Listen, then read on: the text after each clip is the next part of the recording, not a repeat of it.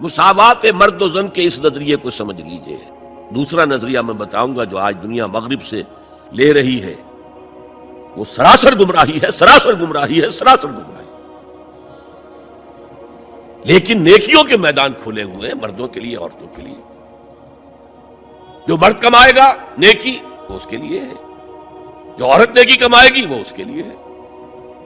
Individuality ہے، freedom ہے، freedom of will ہے، مساوی ہے۔ اور اسی لیے میں نے یہ جو آیت ہے دیکھیے، اس میں 10 اوصاف میں مردوں عورتوں کو برابر برابر، عام طور پر قرآن کا اسلوب یہ نہیں ہے، اسے عربی میں کہتے ہیں برسبیل تغلیب۔ ایک مجمع ہے، مرد بھی ہیں عورتیں بھی ہیں، تو مذکر میں خطاب ہوگا، مؤنث کے صیغے سے خطاب نہیں ہوگا، وہ تابع ہے ساتھ ہی آ جائیں گے۔ لیکن یہ آیت دیکھیے کتنی طویل ہے۔ ان المسلمین والمسلمات، یقیناً فرما بردار مرد اور فرما بردار عورتیں، والمومنین والمومنات، اور صاحب ایمان مرد اور صاحب ایمان عورتیں، والقانتین والقانتات، اور فروتنی اختیار کرنے والے مرد اور فروختنی اختیار کرنے والی عورتیں، والصادقین والصادقات، اور سچ بولنے والے مرد اور سچ بولنے والی عورتیں، والصابرین والصابرات، اور صبر کرنے والے مرد اور صبر کرنے والی عورتیں، والخاشعین والخاشعات، اللہ کے سامنے جھکنے والے مرد اور جھکنے والی عورتیں، والمتصدقین والمتصدقات، صدقہ دینے والے مرد اور صدقہ دینے والی عورتیں، والصائمین والصائمات، اور روزہ رکھنے والے مرد اور روزہ رکھنے والی عورتیں، والحافظین فروجہم والحافظات، اور اپنی شرمگاہوں کی حفاظت کرنے والے مرد اور اپنی شرمگاہوں کی حفاظت کرنے والی عورتیں، والذاکرین اللہ کثیرا والذاکرات، اور کثرت سے اللہ کا ذکر کرنے والے مرد اور کثرت سے اللہ کا ذکر کرنے والی عورتیں۔ اعد اللہ لہم مغفرۃ واجرا عظیما، اللہ تعالیٰ نے ان سب کے لیے تیار کیا ہوا ہے۔ اعد اللہ لہم مغفرۃ، ایک تو مغفرت انہیں ملے گی اور اجر عظیم ملے گا۔ یہ ہے وہ تصور مساوات مرد و زن، کوئی اونچا نہیں کوئی نیچا نہیں۔ البتہ اب میں اگلے قدم پر آ رہا ہوں۔ ابھی تک تو افراد کی بات ہو رہی ہے، اب وہ ایک مرد اور ایک عورت شادی کرتے ہیں۔ یہاں آپ کو سمجھ لینا چاہیے اب وہ برابر نہیں رہے، اس لیے کہ گھر بنانا ہے، خاندان کی بنا ڈالنی ہے، ایک ادارہ ہے، انسٹیٹیوشن آف فیملی ہے، اور کسی انسٹیٹیوشن کے دو برابر کا اختیار رکھنے والے سربراہ نہیں ہو سکتے۔ آئی جی ایک ہوگا، ڈی آئی جی 4 ہوں، 5 ہوں، 6 ہوں۔ کوئی فرم ہے، مینیجنگ ڈائریکٹر ایک ہوگا، آپ 100 ڈائریکٹر رکھ لیں، مینیجنگ ڈائریکٹر 2 نہیں ہو سکتے، کوئی کاروبار چل ہی نہیں سکتا۔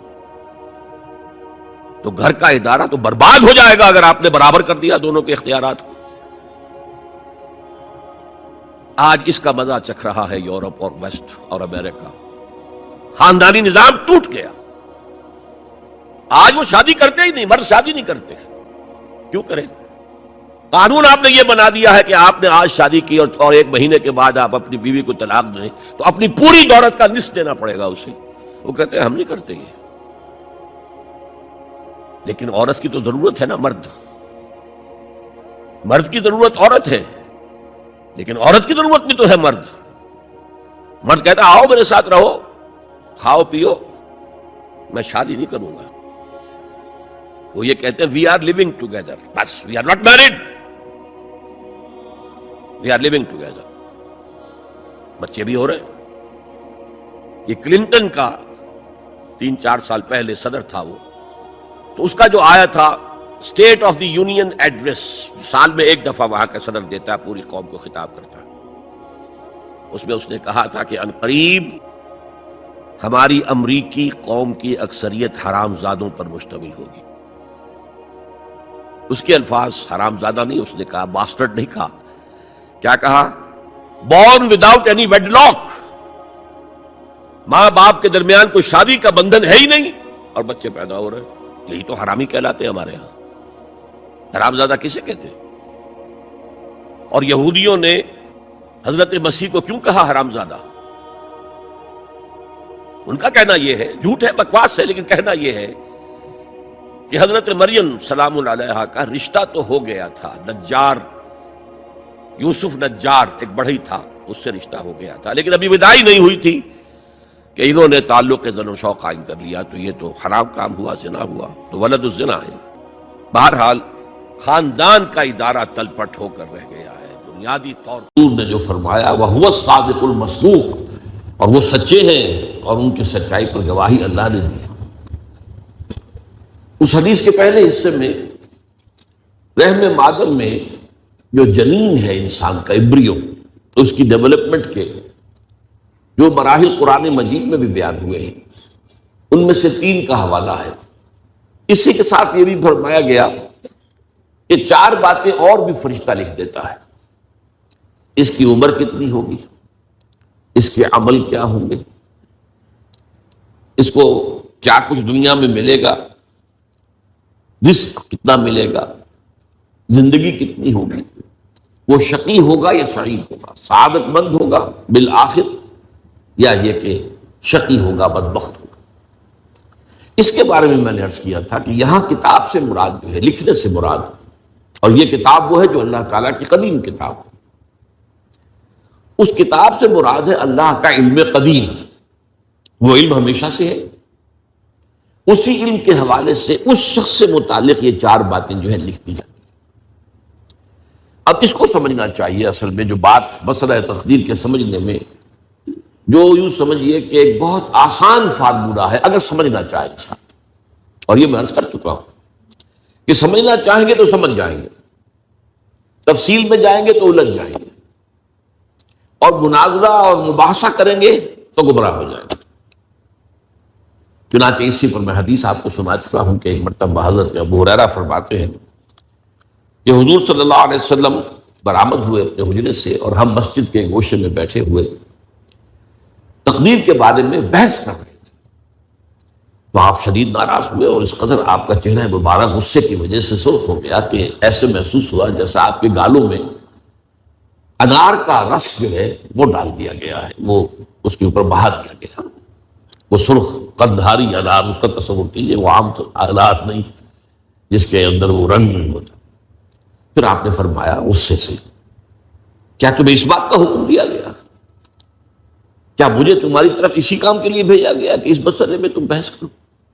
عزم تو علیکم، میں تاکید کر رہا ہوں اس مسئلے میں بحث سے گریز کرو، بحث مت کرو۔ تو یہ مسئلہ اگرچہ اس اعتبار سے بڑا مشکل ہے، اگرچہ سمجھنا چاہیں تو سمجھ سکتے ہیں، لیکن میں ایک اور حدیث بھی آپ کو سنا دوں، اس پر ایمان کس قدر لازم ہے۔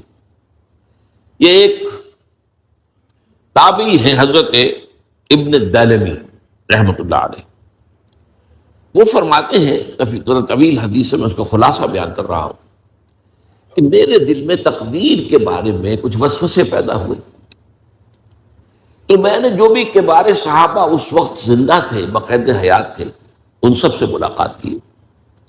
ابی ابن کعب رضی اللہ تعالیٰ عنہ، جن کے بارے میں حضور نے فرمایا ہے کہ اقرأہم ابی ابن کعب، میرے صحابہ میں قرآن کا سب سے بڑا عالم ابی ابن کعب۔ ان کے علاوہ عبداللہ ابن مسعود کے پاس بھی میں گیا رضی اللہ تعالیٰ عنہ، جن کی حدیث ہم پڑھ رہے ہیں۔ حذیفہ بن یمان کے پاس میں گیا رضی اللہ تعالیٰ عنہ۔ ان سب نے ایک بات یہ کہی کہ دیکھو، ایک بات تو یہ جان لو کہ اللہ تعالیٰ کی قدرت سب شے پر حاوی ہے۔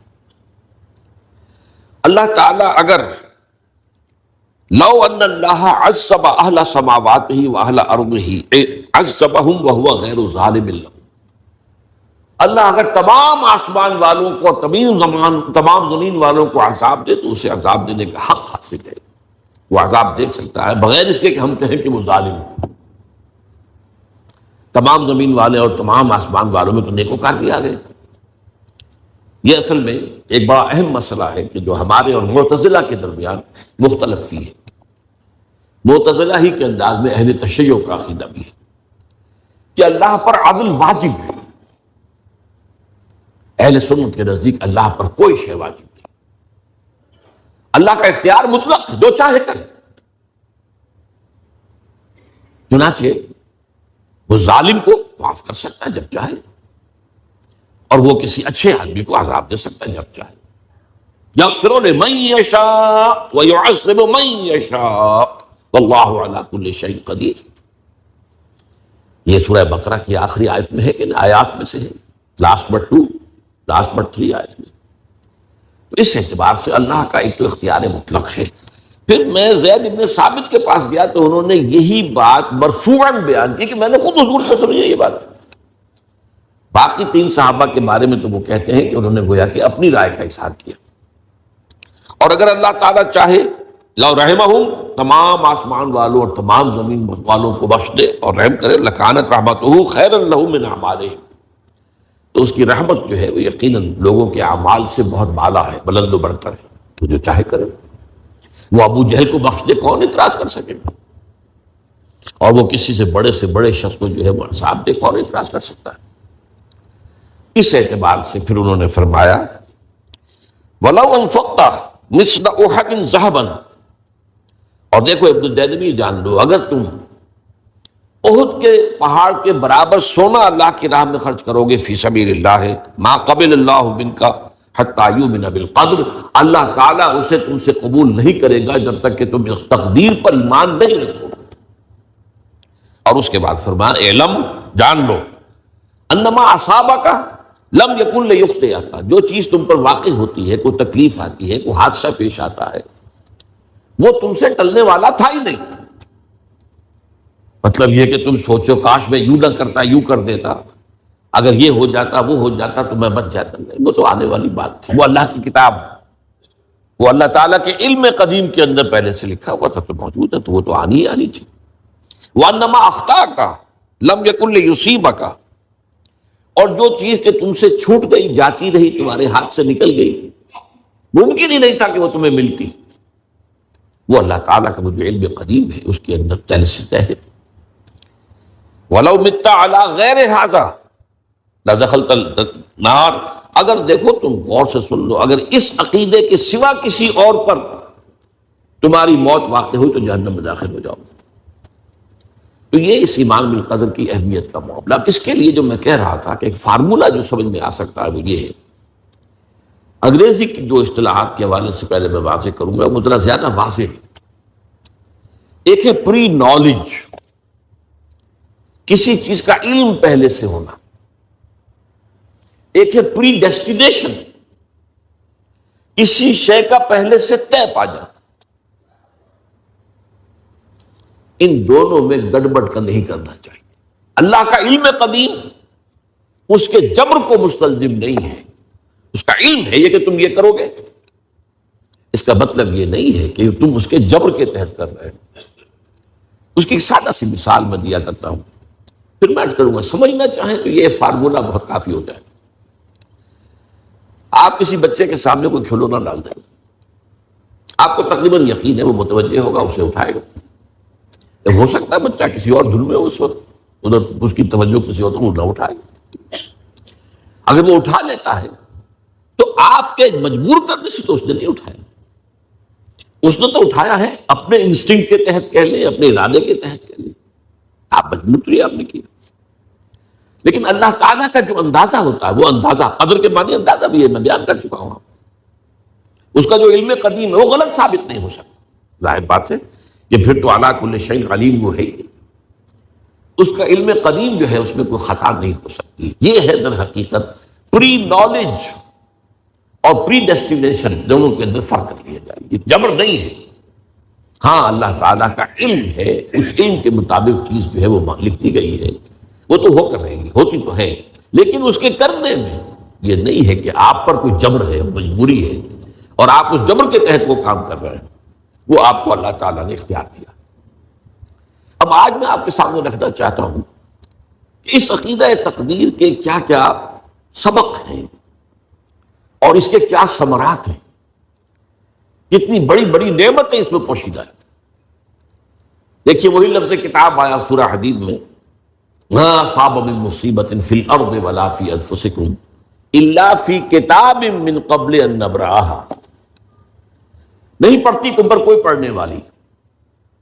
مصیبت کا لفظ ہم عام طور پر اردو میں بولتے ہیں کسی تکلیف دہ شے کے لیے، وہ واقعہ ایسا جو ہمیں ناگوار گزرے، وہ تکلیف ہے. لیکن اصابہ یصیبوں میں اصل اعتبار سے جو بھی کچھ آتا ہے اللہ کی طرف سے آتا ہے. فراخی آئی ہے تو اللہ کی طرف سے ہے، تنگی آئی ہے تو اللہ کی طرف سے. لیکن جو شے بھی واقع ہوتی ہے تم پر، ما اصاب من مصیبت فی الارض ولا فی انفسکم، وہ مصیبت جو ہے وہ ایک بڑے وسیع پیمانے پر زمین میں کوئی بڑا سیلاب آ گیا ہو یا کوئی بڑا زلزلہ آ گیا ہو، زمین دھس گئی ہو کہیں، بہرحال تو کوئی زمین کے اندر کوئی ایسی تکلیف آ جائے یا تمہاری اپنی جان میں کوئی بیماری لاحق ہو جائے، کوئی اور اس طرح کا حادثہ پیش آ جائے، لیکن یہ کہ الا فی کتاب من قبل ان نبرأھا، یہ سب کچھ پہلے سے موجود ایک کتاب میں لکھا ہوا ہے، اس سے پہلے کہ ہم اسے ظاہر کریں. ان ذالک علی اللہ یسیر، یہ اللہ تعالیٰ پر بہت آسان ہے. تمہیں یہ عجیب لگتا ہے لیکن اللہ تعالیٰ کا علم قدیم ہے. اس علم قدیم کے حوالے سے ظاہر بات ہے کہ اگر اس پر تمہارا ایمان اور یقین ہے تو وہ علم قدیم جو ہے اس کے اعتبار سے، اللہ کے علم قدیم کے اعتبار سے اس میں تمہیں کوئی شے جو ہے عجیب محسوس نہیں ہونی چاہیے. اب اس کا جو نتیجہ نکلتا ہے دیکھیے، لِكَيْ لَا تَأْسَوْا عَلَىٰ مَا فَاتَكُمْ وَلَا تَفْرَحُوا بِمَا آتَاكُمْ، تاکہ تم رنج اور غم نہ کیا کرو اس چیز پر جو تمہارے ہاتھ سے جاتی تھی، اور اترایا نہ کرو اس چیز پر جو اللہ تمہیں دے دی. یہ ہے انسان کا معاملہ. تکلیف آئی، کوئی مصیبت آ گئی تو مایوس ہو گیا، بددل ہو گیا، افسردہ ہو گیا، فرسٹریشن ہو گئی، اس سے بھی آگے جھنجھلاہٹ ہوئی، کیوں ہوا، کیسے ہوا، نہیں ہونا چاہیے تھا. یہ ساری کیفیتیں جو ہے رنج و غم اور محن، اور اسی طریقے سے جھنجھلاہٹ. اب فرض کیجئے کہ آپ پر کوئی جو تکلیف ہے کسی دوسرے شخص کے ذریعے سے آئی، کسی نے آپ کو تکلیف پہنچی، اب اس پر جو غصہ آئے گا، جو انتقامی کیفیات پیدا ہو، یہ سب کی سب ختم ہو جاتی ہے جب یہ بات سامنے آئے کہ یہ تو اللہ کی طرف سے تھا، آنا ہی تھا. اب یہ غم، غصہ، رنج، محن، جھنجھلاہٹ، فرسٹریشن سب کا معاملہ ختم. یہ جو ہماری ذہنی بیماریاں ہیں اس دور کے اندر جو سب سے زیادہ عام ہو چکی ہیں، خاص طور پر کھاتے پیتے لوگ جو ہے، مترفین جو ہے ان کے اندر، اس میں اصل دخل تو اسی کو ہوتا ہے. فرسٹریشن ہو رہی، غصہ آ رہا. اب دیکھیے، اگر یہ یقین ہو، اس کا یہ مطلب نہیں ہے کہ اگر کسی نے آپ پر زیادتی کی ہے تو آپ بدلہ نہ لیں، یہ دوسری بات ہے. یہ تو اصل میں اس دنیا کا نظام کو قائم رکھنے کا ایک ذریعہ ہے. کسی نے آپ پر زیادتی کی، اب اگر آپ انتقام لینے پر قادر ہیں تو آپ کے سامنے دو راستے کھلے. اگر قادر ہیں، اگر قادر ہی نہیں ہے تو کیا کریں گے، کچھ بھی نہیں. اگر قادر نہیں ہے تو پھر تو قہر درویش بڑھ جانے درویش مشہور مقولہ ہے. اندر ہی اندر آپ غم اور کریں گے، صدمہ ہوگا، رنج ہوگا، وہ جب جو بھی کچھ ہوگا جو میں نے بیان کیا، لیکن کر تو کچھ نہیں سکتے. لیکن اگر آپ انتقام پر قادر ہیں تو اب دو راستے کھلے، آپشنز ہیں. چاہیں تو آپ اسے معاف کر دیں اور چاہیں تو آپ اسے بدلہ لے لیں. اور دیکھیے، قرآن اتنی فطرت انسانی سے قریب تر اور اتنی متوازن کتاب ہے، ان دونوں کا جواز موجود ہے، بلکہ دونوں کی اپنی اپنی جگہ حکمت ہے. ان تعفوا وتصفحوا وتغفروا، اگر تم معاف کر دو، بخش دو، درگزر سے کام لو، تو ایک مقام پر آیا ہے تو یہ تمہارے لیے ذالک خیر لکم، وہ تمہارے لیے بہتر ہے. اس سے روحانی ترقی ہوگی کہ آپ کوئی انتقام لے سکتے تھے، آپ نے نہیں لیا، معاف کر دیا، روحانی ترقی. لیکن دوسری طرف اس میں ایک اندیشہ ہے کہ اس کو کچھ اور شرارت کرنے کی ہمت اس کی بندھے گی. ایک شخص نے آج آپ کو تھپڑ مارا ہے، جوابی تھپڑ رسید ہو گیا ہے تو آگے کے لیے ہوش ہو جائے گی، اور نہیں تو پھر ہو سکتا ہے کل کسی اور کو مارے. تو یہ قصاص جو ہے، وَلَكُمْ فِي الْقِصَاصِ حَيَاةٌ يَا أُولِي الْأَلْبَابِ، قصاص میں تمہارے لیے زندگی ہے. اس لیے کہ نظام جو ہے دنیا کا وہ قصاص کے بغیر نہیں چلے گا. اس قصاص کا ایک نظام جو ہے نا، جو ہم نے قائم کیا اپنے طور پر، یہ پولیس کس لیے ہے، اور جیلیں کس لیے ہیں، اور پھانسی کے تختے کس لیے ہیں، یہ سب اسی لیے تو ہے کہ اگر یہ نہ ہو تو جو بدماش اور شریر اور غنڈے ہیں ان کی تو گویا کہ اب یہ دوسری بات ہے کہ ہمارے ہاں کرپشن کی وجہ سے یہ چیزیں اتنی مؤثر نہیں رہی ہیں. لیکن بہرحال نظام تو اسی لیے بنایا گیا نا، ہر دنیا کی ہر جگہ پر یہ نظام موجود ہے. تو قصاص اور انتقام دونوں چیزیں جو ہے آپ کے لیے آپشن ہے. لیکن یہ ہے کہ اتنا غصہ اس شخص پر نہیں آئے گا جس نے یہ کام کیا ہے آپ کے ساتھ. ذاتی طور پر اس کے خلاف غصہ اس وقت آتا ہے جب آپ یہ سمجھیں اس نے اپنی مرضی سے کیا ہے. نہیں، یہ تو اللہ تعالیٰ کی طرف سے نہیں تھا، لیکن بہرحال اس نے کیا ہے تو آپ اس سے انتقام لینے میں حق جانب ہوں گے، اور انتقام کے اندر جو ہے وہ دنیا کا نصاب ہے. میں ایک اس کا واقعہ سنایا کرتا ہوں، واقعہ ہے یا کہانی سمجھ لیجیے، کہ ایک شخص درویش جا رہا تھا کہتے ہوئے جو رب کرے سو ہو، جو رب کرے سو ہو. ایک شخص نے اٹھا کے اسے پتھر مارا، سر پر لگ گیا. اس نے پلٹ کر دیکھا. اب اس نے یہ کہا پتھر مارنے والے نے، جو رب کرے سو ہو، مجھے کیا دیکھ رہے ہو؟ اس درویش نے کہا کہ مجھے تو پتھر لگا ہے اللہ کے مارنے سے، لیکن میں دیکھ رہا تھا بیچ میں منہ کالا کس کا ہو گیا. تم نے اپنے لیے جو ہے جو بھی کسب کیا ہے، کمائی کی ہے، وہ میں دیکھ رہا ہوں کہ وہ کون ہے کہ جس نے اپنے لیے یہ اللہ کا غصہ، اخلاق کا عذاب کمایا ہے. باقی ہے کہ اللہ چاہتا تو تم لاکھ کوشش کرتے وہ پتھر مجھے نہ لگتا، تمہارا نشانہ خطا ہو جاتا. تو مجھے لگا ہے اللہ کے فیصلے سے، یہ میں مانتا ہوں. لیکن یہ کہ بہرحال درمیان میں کوئی شخص کوئی ذریعہ بن گیا ہے، تو اس کے بارے میں نے آپ سے عرض کیا کہ اس دنیا کے اندر یہ تقدیر جو ہے آپ کو سکون دیتی، اسی طریقے سے خوف سے نجات دلاتی. کوئی چیز پیش نہیں آ سکتی جب تک کہ اللہ کا اذن نہ ہو. چنانچہ سورہ توبہ میں جو میں نے آج آپ کو سنائی، یہ انتہائی شدید ناموافق حالات تھے، شدید گرمی کا موسم تھا، جبکہ حضور نے غزوہ تبوک کا ارادہ کیا اور اعلان کر دیا کہ ہم جا رہے ہیں سلطنت روما کے ساتھ ٹکراؤ کے لیے. ورنہ اس سے پہلے کبھی آپ نے اعلان عام نہیں کیا تھا، اور نفیر عام کہ تمام مسلمان چلے. چنانچہ آپ کی حیات دنیاوی کا سب سے بڑا لشکر 30,000 کا لشکر تھا کہ جو آپ کے جلوں میں تھا. صورت کیا تھی کہ قحط کا عالم تھا. اب کھجور کی فصل تیار تھی، اور اگر سب لوگ چلے جائیں تو اتارے گا کون فصل؟ اور فصل تو خراب ہو جائے گی، درختوں کے اوپر گل سڑ جائے گی. ظاہر بات ہے کہ یہ عورتوں کے کرنے کا کام تو نہیں ہے، کھجور کے اوپر سے درخت کے اوپر چڑھ کر فصل اتارنا آسان کام تو نہیں. ان حالات میں شدید ترین امتحان ہو گیا صحابہ. اور منافقین نے یہ کہا، ہوش کے ناخن لو، کیا ہو گیا ہے تمہیں؟ اس گرمی میں جا رہے ہو، اور ہرقل اعظم شہنشاہ روم سے ٹکرانے جا رہے ہیں، تمہارا دماغ خراب ہو گیا اس گرمی میں، اور قحط کا عالم اور فصل تیار. تو اس کا جواب دلوایا، قل، اے مسلمانوں تم ان سے کہو، لن یصیبنا الا ما كتب اللہ لنا هو مولانا وعلی اللہ فلیتوکل المؤمنون. کہہ دو ہم پر کوئی شے واقع نہیں ہو سکتی مگر وہی جو ہمارے رب نے ہمارے لیے لکھ دی ہے، اور وہ ہمارا مولا ہے، وہ ہمارا دوست ہے، وہ ہمارا پشت پناہ ہے، وہ ہمارا ولی ہے. وہ جو کرے سر تسلیم خم ہے، جو بھی ڈالے یاد میں آئے.